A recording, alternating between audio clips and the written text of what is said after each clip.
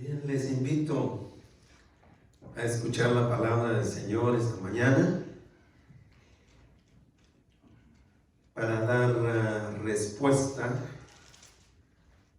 a la siguiente pregunta, que es el título del tema de hoy. ¿Qué te lleva a ser semejante a Jesús? ¿Qué te lleva a ser más y más semejante a Jesús? Respuestas que daremos basados en la carta del apóstol Pablo a los Colosenses, capítulo 3, versículos 1 a 14. Colosenses 3, 1 al 14.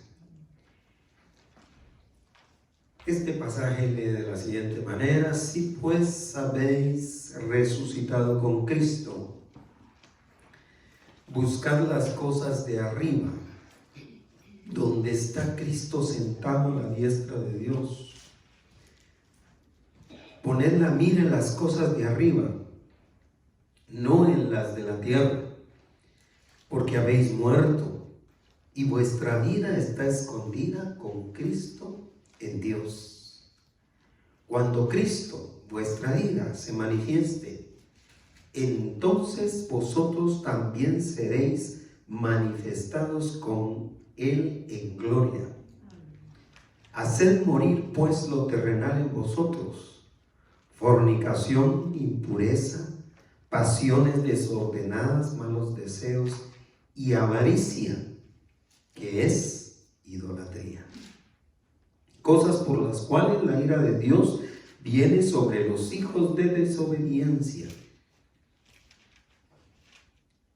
en las cuales vosotros también anduvisteis en otro tiempo, cuando vivíais en ellas.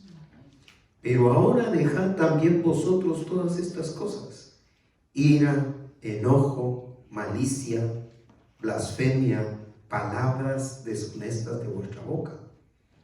No mintáis los unos a los otros, habiéndoos despojado del viejo hombre con sus hechos, y revestido del nuevo, el cual, conforme a la imagen del que lo creó, se va renovando hasta el conocimiento pleno, donde no hay griego ni judío, circuncisión ni incircuncisión, bárbaro ni escita, siervo ni libre, sino que Cristo es el todo y en todos.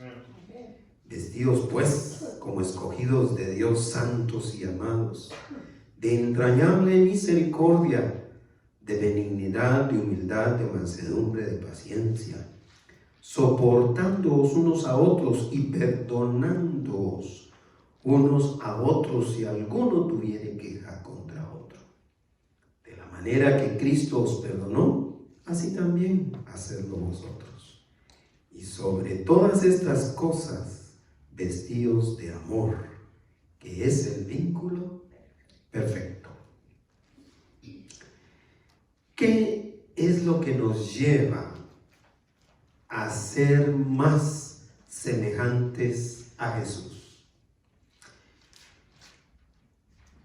Los que hemos puesto nuestra fe en Cristo Jesús, tenemos un llamado que es ineludible. Es decir, un llamado que no se puede ignorar. No podemos hacernos los sordos ante este llamado. Ese llamado es a despojarnos de la ropa vieja. Y no estamos hablando de la comida cubana. Estamos hablando de la vieja naturaleza, de la naturaleza pecaminosa que nos dominaba antes de que pusiéramos nuestra fe en Jesucristo. Y ese llamado incluye el despojarnos de esa ropa vieja y revestirnos de la nueva ropa la cual refleja el carácter de Jesús. En otras palabras, tenemos un llamado ineludible a reflejar el carácter de Cristo Jesús. La pregunta para mí sería, ¿cómo nos sentimos ante este llamado? Honestamente hablando, especialmente cuando nos vemos en situaciones como la que les comentaba, por la que hemos atravesado mi familia y yo esta semana, cuando nos sentimos abrumados por todo lo que nos está llegando y vemos que aquellos que están distantes de Dios se la están pasando de lo lindo. Cuando recordamos que el llamado que tenemos es a reflejar el carácter de Cristo Jesús, créanme, hermanos, a mí me parece a veces que es muy abrumador. Pero hay que recordar que nuestro Dios nos prepara para eso. Dios nos ha provisto de todas las herramientas, nos ha provisto de todas las facilidades, de todas las oportunidades para poder crecer en semejanza al Señor Jesús. El tema de la semana pasada nos hablaba de dos atributos divinos. Dios es santo y es perfecto. Pero en contraste a esa santidad y a esa perfección de Dios, nosotros somos simples pecadores. En otras palabras, traducidas, la palabra pecadores sacada del lenguaje religioso, somos humanos, seres humanos caídos. Ese es el contraste.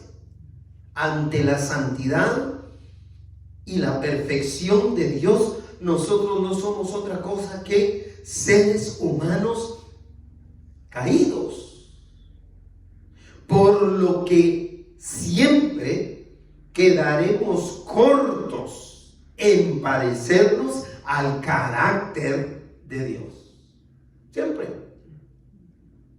Siempre vamos a quedar cortos, por más que querramos parecernos al Señor, por más que luchemos, siempre vamos a quedar cortos. Pero el tema va a concluir resaltando que cuando el Señor nos llama, también el Señor nos salva. Pero cuando el Señor nos salva, también nos da el poder y nos motiva para que nosotros nos parezcamos más y más a Cristo Jesús. Por lo cual, todo lo que Dios nos llame a hacer, mis queridos hermanos y hermanas, cualquier situación que el Señor permita que se atraviese en nuestra vida, cualquier situación por la que tengamos que atravesar, tengamos la seguridad de que va a contribuir a ese propósito, justamente a ese propósito de parecernos más y más a Él.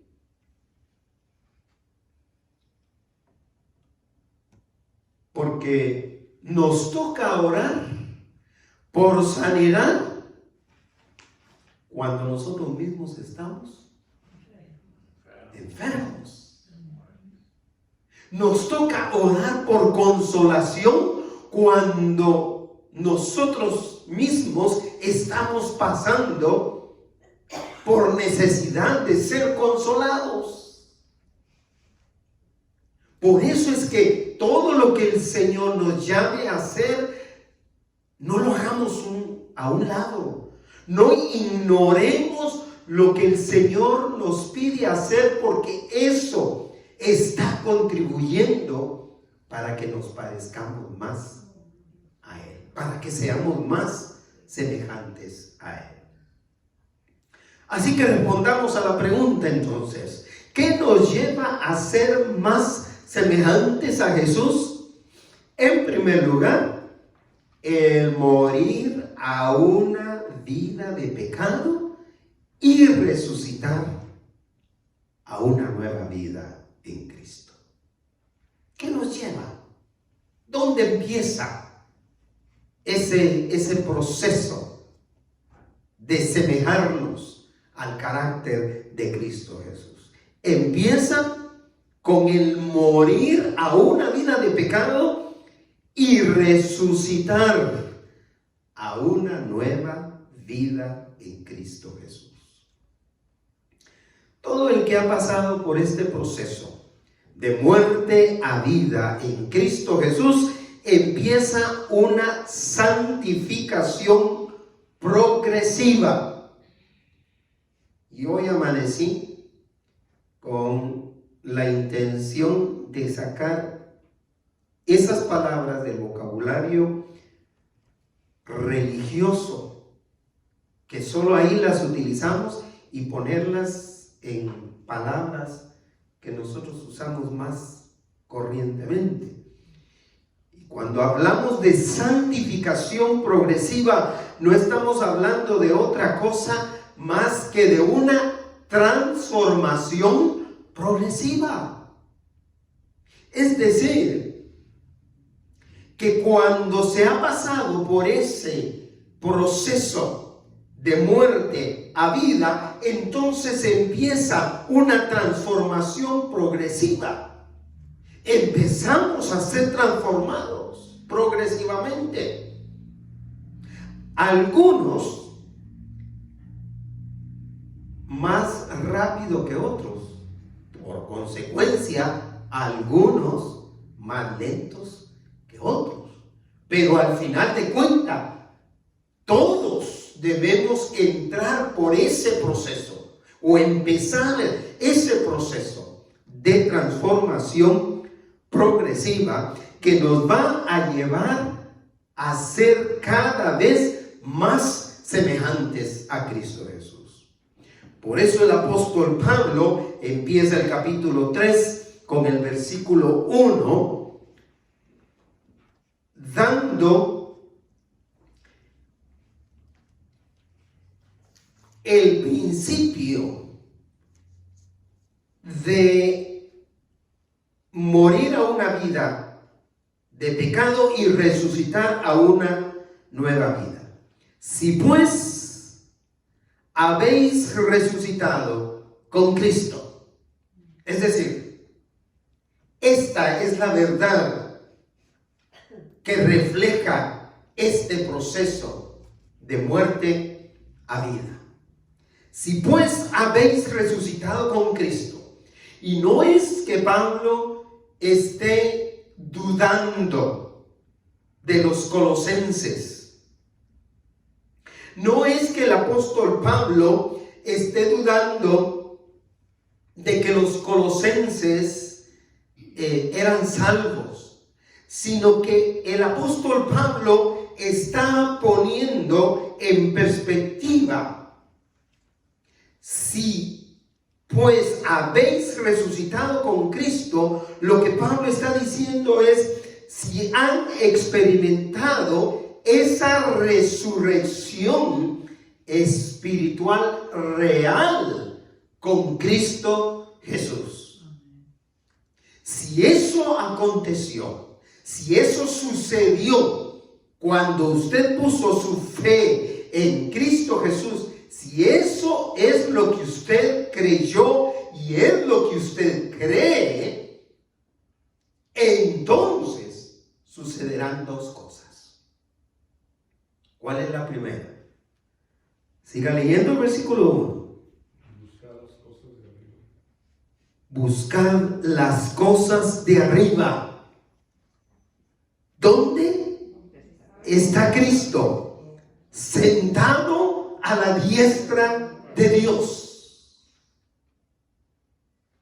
Si esa resurrección, si ese paso de muerte a una vida de pecado y resurrección a una nueva vida en Cristo es un hecho en la vida de cada uno de ustedes, entonces se dará el primer resultado. Buscarán las cosas de arriba, donde está Cristo sentado.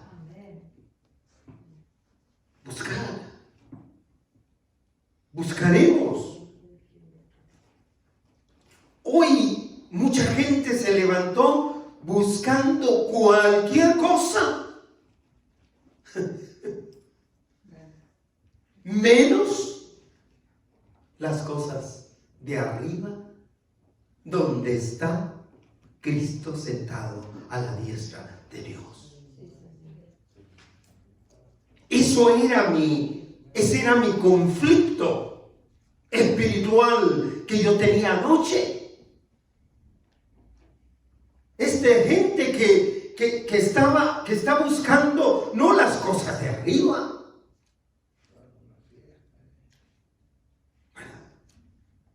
Mientras nosotros tratando de conciliar el sueño, mientras nosotros tratando de dormir, de descansar, para poder otro día buscar las cosas de arriba. Y nos vemos impedidos por esa situación.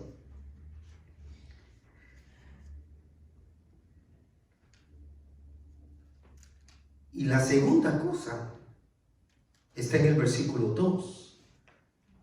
Aparte de buscar, lea el versículo 2, tan claro. Poner la mira en las cosas de arriba, no en las de la tierra. ¿En qué ponemos nosotros nuestras metas? ¿En qué están puestas nuestras metas para la semana esta que viene?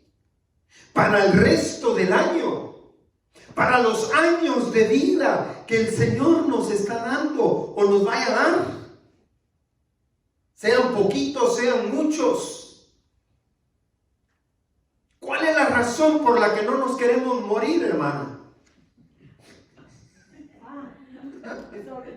¿Cuál es la razón por la que no queremos morirnos? ¿En quién estamos poniendo o en qué estamos poniendo nosotros la mirada, nuestra mira, nuestras metas, nuestros propósitos?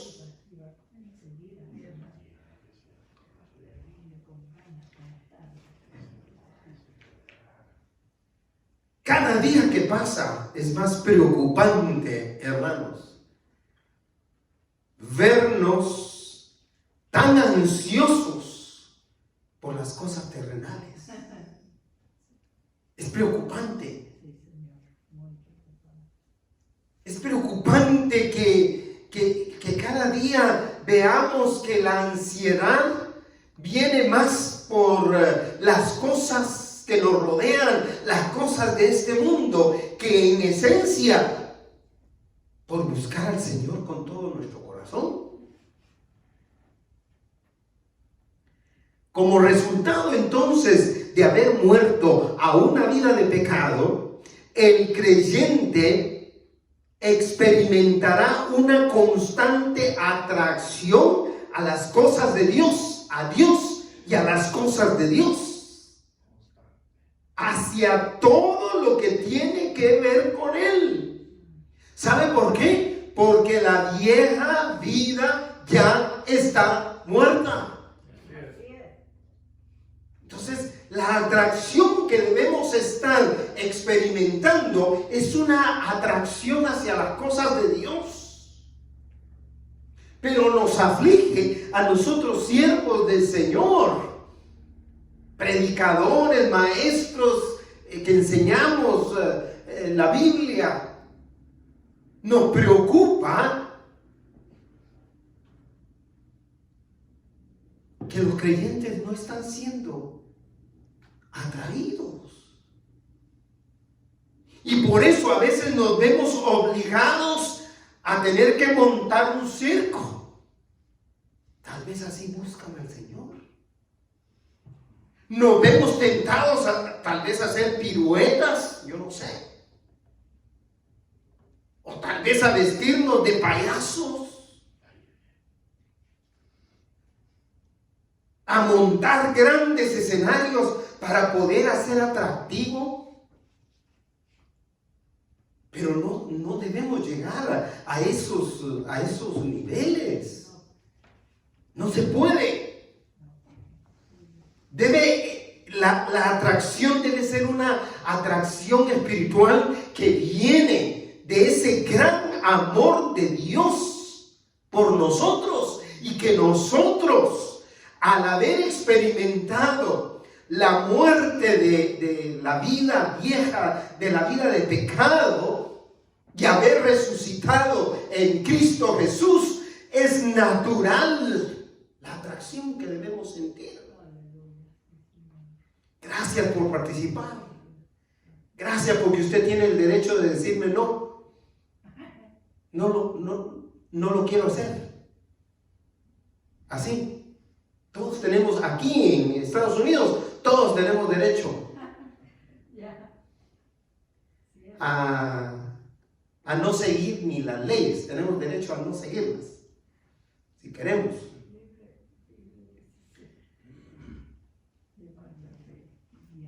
Dice el versículo 3.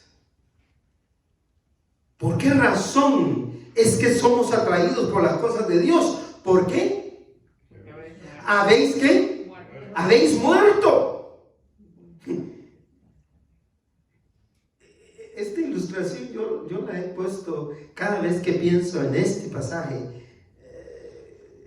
Si ya la escuchó de mí, vuelva a escuchar.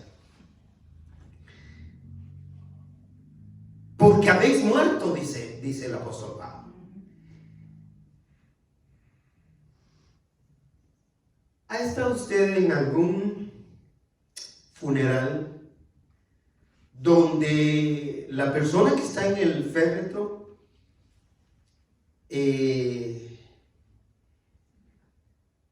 a lo que tenía, a lo que le atraía, pues?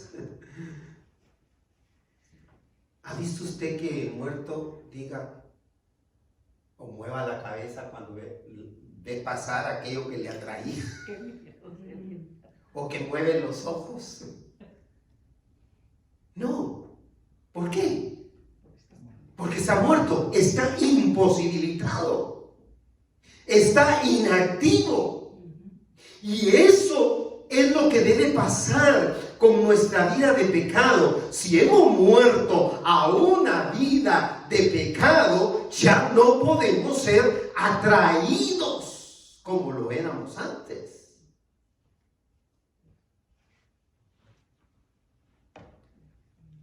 Debemos considerarnos muertos e imposibilitados a esa práctica. Y el versículo 3 cierra diciendo: ¿y vuestra vida está qué? Qué expresión más linda esa, léala. Está escondida con Cristo en Dios. Mira qué seguridad, ¿no? Porque nuestra vida, una vez morimos, está escondida con Cristo en Dios. Estamos garantizados garantizados, estamos asegurados. Gloria sea a nuestro Dios. Vuestra vida está escondida con Cristo en Dios. Esa vida vieja de pecado quedó eclipsada. Esa es la palabra. Quedó eclipsada por la nueva vida en Cristo. Ya no se ve. Esa vieja vida ya no debe verse. Ya no se ve. Así que los hermanos y hermanas colosenses no solo recibieron la promesa de ser resucitados como Cristo, promesa que nosotros tenemos también. Seremos resucitados como Cristo resucitó de los muertos. Sino que también recibieron la promesa de estar unidos a Cristo, disfrutando de la misma gloria del Señor Jesús. Gloria al Señor. Vea el versículo 4. Cuando Cristo, ¿qué? Vuestra vida. Qué inspiración del Espíritu Santo de Dios a su siervo, el apóstol Pablo. Cuando Cristo, ¿qué? Vuestra vida. ¿Quién es nuestra vida? Cristo Jesús. Porque Él vive en nosotros. Cuando Cristo, vuestra vida, se manifieste. ¿De qué está hablando? Cuando Cristo, vuestra vida, se manifieste. Cuando Él se manifieste. ¿De qué está hablando? Está hablando de su segunda venida. Cuando Cristo vuelva por nosotros. Cuando Cristo regrese por nosotros. Así como me vieron ir, me dijo, yo voy a volver en las nubes de la misma manera. Y todo ojo me verá. Los muertos en Cristo resucitarán primero y después todos los que estén vivos. Todos los que estén vivos. Cuando Cristo, vuestra vida, se manifieste, entonces ¿qué pasará con nosotros? Ahora sí, hermano Víctor, ¿qué pasará con nosotros? Nosotros también, gloria sea al Señor, resucitaremos. Nosotros también tendremos un nuevo cuerpo glorificado, transformado, que podrá experimentar la gloria eterna de Dios.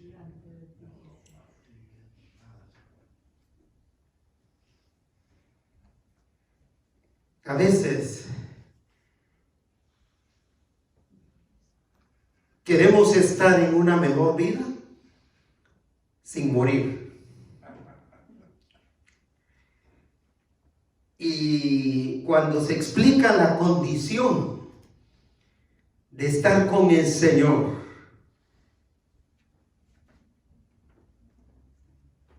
entonces la gente decide, no puedo hacer nada. No puedo hacer nada entonces. Es decir, que todos anhelamos estar con Dios. Pero para estar con el Señor, en primer lugar, hay que entregar nuestra fe a Cristo Jesús. Y si Él no nos llama antes, si no experimentamos la muerte antes, entonces tenemos que esperar, o habrá que esperar hasta que Él venga por nosotros. Pero mientras no. Y tenemos en ese periodo de tiempo que ser semejantes a Él, que agradecerle a Él. O sea que morir a una vida de pecado y resucitar a una nueva vida en Cristo Jesús nos lleva a ser más semejantes a Él. Tenemos la primera respuesta. ¿Qué nos lleva a ser más semejantes a Jesús? En segundo lugar, el apartarse de las prácticas de la naturaleza pecaminosa. Es decir, hay que empezar el proceso de muerte de una vieja vida y resurrección a una nueva vida. Eso era la primera respuesta.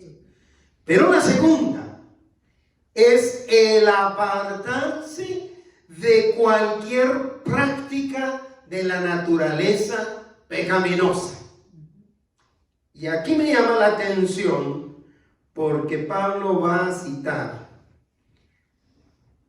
varias veces una enumeración de 5. Vamos con la primera.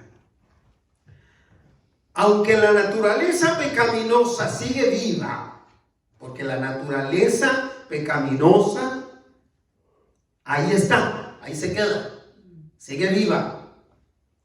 Es decir, no nos vamos a despojar de esa naturaleza pecaminosa hasta que estemos en la presencia de Dios, donde no habrá pecado. Pero mientras estemos aquí, esa naturaleza pecaminosa sigue viva. Y es más, está actuando en contra de nosotros. Aunque ya no tiene el dominio, el control absoluto en el creyente, porque éste fue librado de la esclavitud del pecado, va a seguir ahí activa. Vea la razón por la cual el apóstol Pablo hace un llamado a apartarse de cualquier práctica de la naturaleza pecaminosa en el versículo 5. ¿Cómo empieza? ¿Hacer qué? Morir. No solo es decir, la vieja vida, con todo lo que implica la vieja vida. Hacer morir, pues, ¿qué? Lo terrenal en vosotros. Hacer morir. Hay que neutralizarlo, hay que imposibilitarlo en nuestras vidas. Y enumera. ¿Cuál es una de esas cosas? Fornicación. Fornicación en el sentido de cualquier cosa que se considere inmoral. Empezando desde cualquier práctica sexual inmoral, como aquello que, aunque no sea sexual, es de todas maneras inmoral. Fornicación. ¿Qué sigue? 2. Impureza. Aquello que no pasa por el filtro de la pureza del carácter santo de Jesucristo, del carácter santo de Dios, es impuro. Número 3. Pasiones desordenadas. ¿En qué pensamos en las pasiones desordenadas? Solo en infidelidad matrimonial. Y no es así. Pasiones desordenadas es todo aquello que tiene un desorden en sí. Y por cualquier cosa podemos sentir una pasión desordenada, por un deporte. ¿Sabe cuándo dejé de jugar fútbol? Soccer, bueno, hace rato, pero ¿sabe cuándo dejé de jugar con una pasión? Cuando el ortopeda me dijo, Si quiere seguir caminando, deje de correr. Deje de correr. Pues el fútbol soccer incluye eso. Todo el tiempo corriendo. Si quiere seguir caminando, deje de correr. Es decir, que las pasiones desordenadas te pueden traer complicaciones. Una pasión desordenada es aquello que te provoca un desorden en tu salud, en tu salud integral, en tu salud física, mental, espiritual. La número 4. Malos deseos. No les digo que se avienten algunos para no ponernos en problemas, pero de malos deseos, con solo desear la muerte de alguien ya es malo. Y la número 5 es avaricia. ¿Sabe cuál es la gravedad de la avaricia?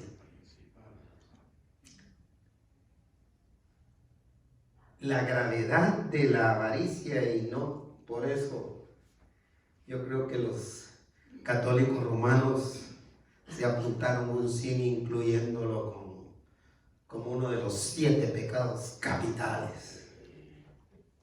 La avaricia está incluido como uno de los 7 pecados capitales que le llaman los católicos romanos. ¿Sabe por qué la avaricia? El deseo de tener y tener y tener y tener y tener, y a veces tener pura basura. Amontonar, amontonar, amontonar, amontonar.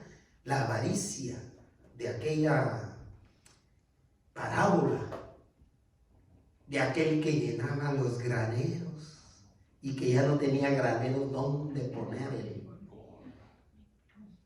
y sus vecinos muriéndose de hambre. Impresionante, ¿verdad? Avaricia, el deseo de tener más allá de lo que se necesita, con desesperación, con angustia. ¿Saben en qué se convierte la avaricia? ¿Qué dice? Es que idolatría. Es decir, la avaricia destrona a Dios de nuestras vidas. Por eso es peligroso esa ansiedad, ese deseo insaciable de acumular, de tener y de tener y de tener. La única manera de evitar caer en ese afán enfermizo de tener y tener y tener, aunque tengamos que destronar a Cristo Jesús de nuestra vida, es apartándose de esas prácticas pecaminosas. Desde la perspectiva paulina, el no apartarse de las prácticas pecaminosas puede acarrear la ira de Dios sobre los que las practican. Es decir, que es un hecho que el que está alejado de Dios, que no ha depositado su fe en Dios, practica estas cosas. Y la ira de Dios está sobre él. Aunque en el amor de Dios todavía el Señor les está dando oportunidad. Ahora, los que hemos depositado nuestra fe en el Señor, se supone que ya no debemos practicar eso. Porque la ira de Dios podría venir sobre nosotros para corrección. Veamos el versículo 6 y 7. cosas, dice. ¿A qué se refiere? Cosas por las cuales la ira de Dios está sobre los hijos de desobediencia. Cosas. ¿A qué se refiere? A las 5, exacto. A las 5 que acaba de mencionar en el versículo 5. Usted no va a olvidar este tema precisamente por esa similitud de estas 5 cosas en el versículo 5. Que son fornicación, impureza, pasiones desordenadas, malos deseos y avaricias. Cosas por las cuales la ira de Dios está sobre ¿quiénes? Sobre los hijos de desobediencia. ¿Quiénes son los hijos de desobediencia? No somos nosotros los que ya hemos creído en Cristo Jesús, sino son los que no han creído en Cristo Jesús. Ellos son los hijos de desobediencia. La ira de Dios está sobre ellos, a menos de que se arrepientan. Pero si nosotros, como hijos de Dios, seguimos alguna de estas prácticas, no estamos exentos por corrección que el Señor también se ponga duro con nosotros. El versículo 7 continúa diciendo, esta es la bendición, y leamos, mire, léalo en voz alta, hermano. Léalo para usted en voz alta. Esto es muy importante que lo lea. Voy a leer yo el 6. Cosas por las cuales la ira de Dios viene sobre los hijos de desobediencia. Leamos juntos el 7. En las cuales vosotros también anduvisteis en otro tiempo cuando vivíais en ellas. ¿Cuál es la buena noticia? Que anduvimos. Ya no andamos, anduvimos. Gloria sea al Señor. Lo que el Señor está diciendo es, dando testimonio de que si nosotros entregamos nuestra vida a Cristo, anduvimos en otro tiempo, cuando vivíamos en ellas, cuando esa vieja naturaleza todavía no había muerto. Anduvimos. Aunque dichos pecados describen la pasada manera de vivir de todo creyente, la noticia formidable es que ya nos apartamos de todas esas prácticas. Ya no son una práctica en nuestra vida. Si alguna vez caemos en algún pecado de estos, será porque no tomamos las medidas necesarias, pero ya no como una práctica. Una práctica es algo que se hace desde que se levanta hasta que se acuesta. Es una práctica. Eso es una práctica. ¿Verdad? Para lo cual tenemos, si cayéramos en un pecado cualquiera de estos, tenemos la bendición del Señor de acercarnos nuevamente a Él con todo nuestro corazón y con fe en que Cristo Jesús murió por ese pecado también. Pedirle perdón y levantarnos y seguir adelante. Así que, si queremos ser semejantes a nuestro Señor, debemos abandonar cualquier pecado que ataque y que se oponga a la imagen de Dios en nosotros. Veamos los versículos 8 con otras 5. Otra vez. Con otras 5 de esos pecados que hay que abandonar. Versículo 8. ¿Cómo dice? Pero ahora dejad también vosotros todas estas cosas. Hermano Cora, a mí me parece muy interesante esto. Porque todos se lo echamos al que no conoce al Señor. Pero fíjese que aquí es el apóstol Pablo hablándoles, ¿a quiénes? A los creyentes de Colosas. Una linda ciudad, hoy Turquía. Ahí por donde anda la hermana. ¿Todavía no? Bueno, pero es una ciudad lindísima. Ahí, sí. Ahí el Señor está hablándoles a ellos, diciéndoles, pero ahora dejad también vosotros, hermanos de la iglesia, de la congregación Betel, también vosotros todas estas cosas, y las enumera en 5, leámoslas. Ira, ese estallido de ira que puede destruir la integridad física o emocional o espiritual de otra persona. Enojo, que es la misma cosa, un enojo que dura para siempre,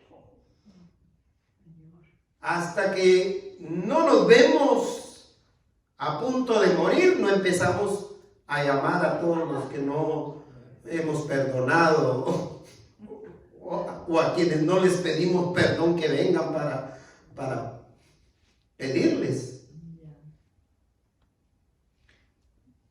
Número 3, malicia.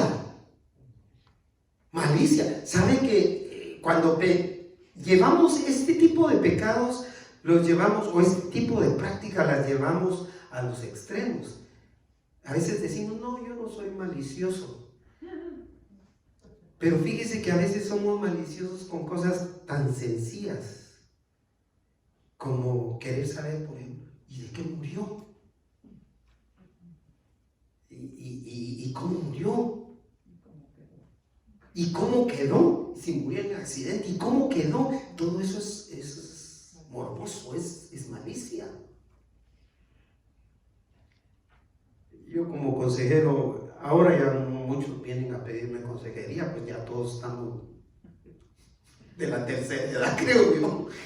Pero antes, cuando venían, yo les decía, yo no necesito detalles. De sus prácticas pecaminosas yo no necesito, no quiero oír detalles. A menos de que a usted le haga sentir mejor. Pero si eso no le ayuda a usted, prefiero no me comente detalles.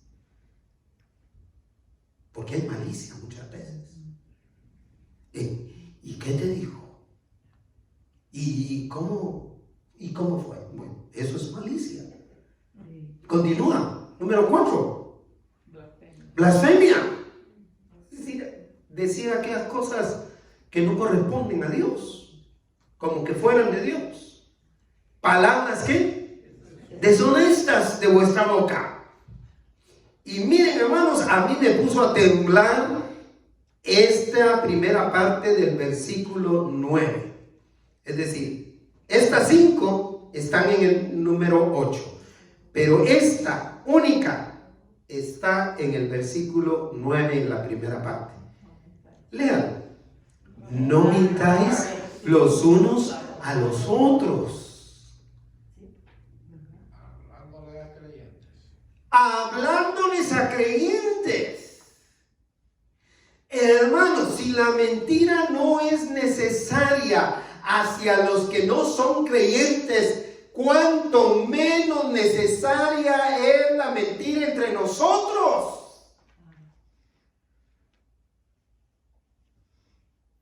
Y si Pablo está diciéndoles, hermanos colosenses, hermanos y hermanas, no se mientan unos a los otros, era por alguna razón. algún mentiroso andaba por ahí? ¿Algún mentirosito? ¿Algún mentirosito? Andaba flotando por ahí.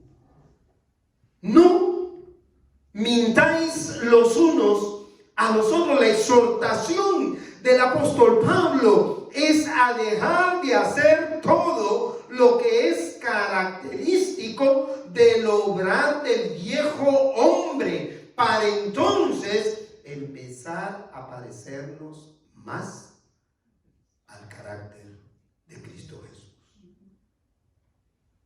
Tercera respuesta. ¿Qué nos lleva a ser más semejantes a Jesús? En tercero y último lugar, el revestirse del carácter del nuevo hombre en Cristo. Entonces, una vez morimos a la vieja vida y resucitamos a una nueva vida en Cristo, luego nos apartamos de las prácticas de la naturaleza pecaminosa, estamos listos para revestirnos del carácter del nuevo hombre creado en Cristo Jesús. Todo el que se ha despojado de la práctica del pecado, poniendo su fe en Jesús, podrá revestirse del carácter del Señor Jesús. El versículo 9, en su segunda parte, nos dice por dónde empezar. ¿Dónde se empieza? Despojándoos. Habiéndoos despojado ¿de qué? Del viejo hombre con sus hechos. Habiéndoos despojado. Por ahí empezamos. Para revestirnos hay que antes de revestirnos hay que despojarse. Es decir, usted no se pone ropa limpia sobre ropa sucia. ¿Verdad que algo anda mal si lo hace? Va a tener que buscar una cita con el psicólogo a ver qué está pasando.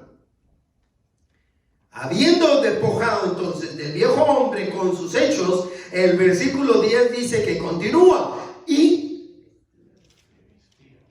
revestido del nuevo hombre. ¿Cómo es el nuevo hombre? El cual conforme a la imagen del que lo creó. ¿Quién fue el que lo creó? Dios. Entonces, lo que Pablo está diciendo es, y revestido del nuevo, el cual conforme a la imagen de Dios. ¿Qué sucede con él? Se va ¿qué? Renovando hasta el conocimiento pleno. Una renovación, un revestimiento en el que no hay diferencia de personas. Dios no tiene preferencia de personas en ese sentido. El versículo 11 cierra diciendo que donde no hay griego ni judío, la gran división que había entre los creyentes de esa época. Estas son grandes divisiones. Donde no hay griego ni judío, todos son iguales. Otra división enorme que había: circuncisión ni incircuncisión. Otra división grande que había: bárbaro ni escita. Otra división grande que había: siervo ni libre. ¿Por qué? Cierra el versículo 11. Sino que Cristo es el todo y en todos. Gloria sea al Señor. La pieza entonces fundamental de la renovación, del revestimiento de nuestra mente es reconocer que en Cristo Jesús todos somos iguales y que todos podemos ser uno en el Señor. El aspecto positivo con el que cierra este revestimiento del carácter del nuevo hombre en Cristo Jesús refleja varias cualidades sobresalientes. Para variar, 5. Versículo 12. Vestíos, pues, ¿cómo? Escogidos de Dios, santos y amados. Es decir, usted hoy pudiera decirse que es un escogido de Dios santo y amado. ¿Qué le parece? Santa y amada. Pero ¿cuáles son las cualidades sobresalientes de un escogido de Dios santo y amado? Empieza con un adjetivo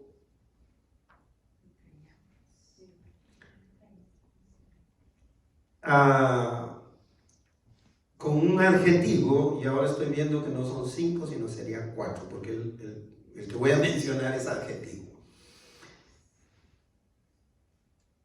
De entrañable, ese es el adjetivo, entrañable.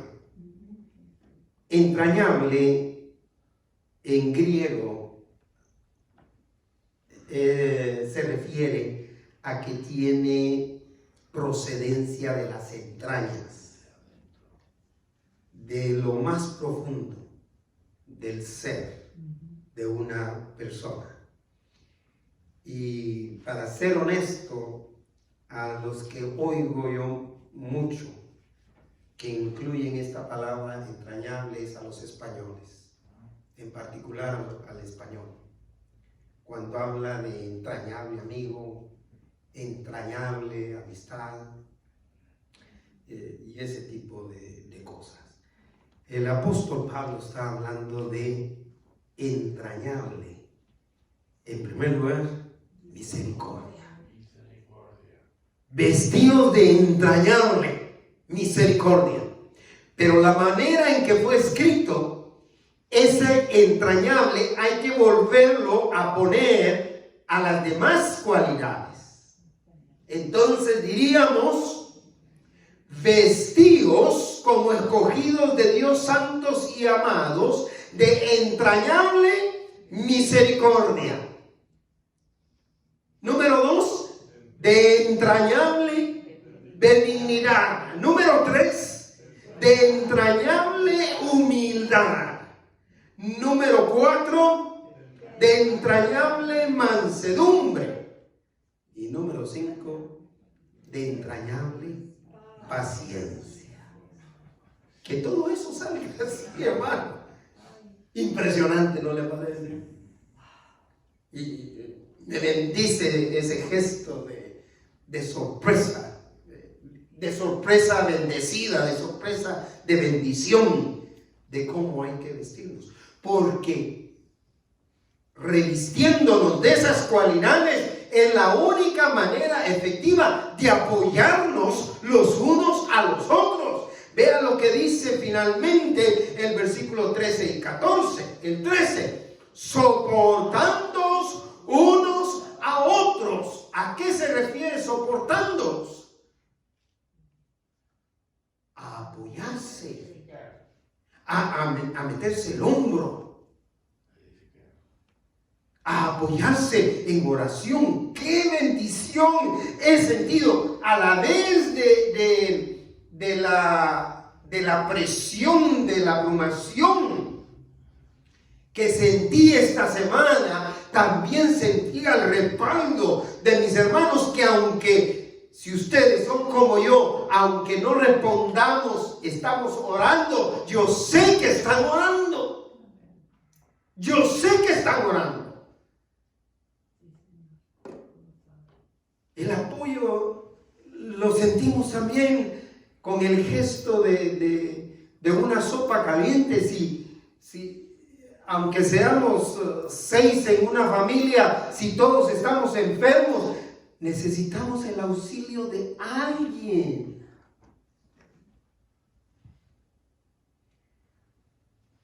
Que el Señor bendiga a mi hijo Marcos. Aparte de otros gestos de bendición que tuve o que tuvimos esta semana de nuestra iglesia, de nuestra congregación Betel, Marcos nos mandó una entrega especial de Costco. Él en Portland, y nos envió sopa y comida.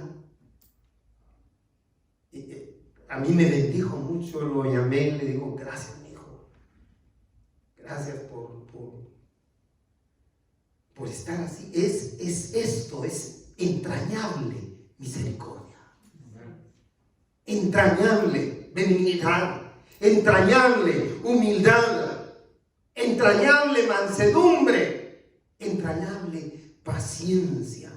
Porque es la manera en que nos apoyamos.